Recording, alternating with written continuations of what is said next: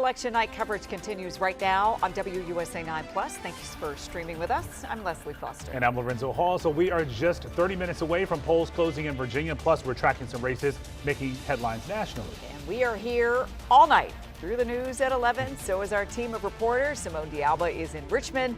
Marcella Robertson is in Leesburg. Yeah, Simone, let's start with you in Richmond. Leslie, Zoe, this place is going to be rocking. I am at Spanberger headquarters here at the Richmond Convention Center. We've been seeing mic checks happen. The world media is set up waiting for this moment. The stage is set. Virginia will be electing its first female governor tonight. Of course, no matter how the chips fall, whether it's Winsome Earl-Sears or Abigail Spanberger, we're just waiting to see how voters have cast their votes, how they have made their own voices heard. I wanted to note a couple of things.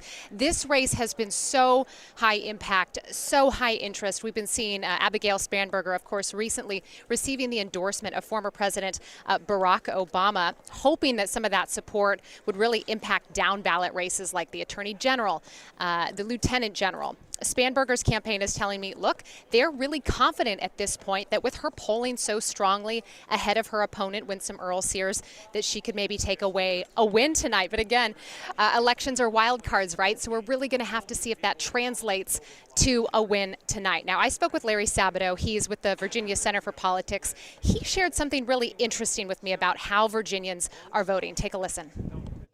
The early vote is well distributed, but it's leaning Democratic. How much so, I can't say until we actually see the figures. We don't have enough experience with it to really know that. We've only done this for a few elections. One thing I have noted, though, from early polling is how enormous the gender gap is. Now, it's in the 30s. That is, men and women are differing on their choices for governor by over 30 points, if you believe the polls. Well, I've been around long enough not to believe them.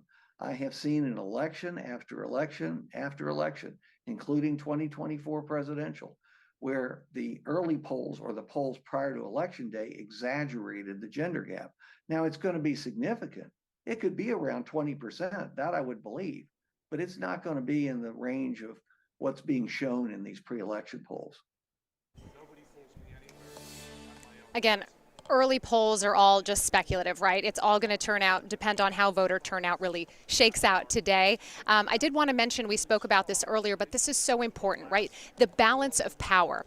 The House of Delegates, all 100 seats are up for grabs. Democrats are currently leading 51-48. They're really looking to expand here. We're not expecting them necessarily to lose a lot of ground, but how much more they can really solidify their influence, their impact within the House will be a big deal, because they already control the Senate. Democrats have a 21-19 hold. That is not up this year. And so if Abigail Spanberger can come away with a win for governor, essentially it would give Democrats back this governing trifecta that they lost when we saw Governor Glenn Youngkin's 2021 victory. So there are so many moving pieces tonight. There's so many things to watch, from the balance of power with the House of Delegates all the way top a ticket, down ticket. Guys, we are watching every little thing. And of course, once those polls close, we'll be analyzing every number as soon as it comes in. We'll send it back to you in the studio live in Richmond tonight.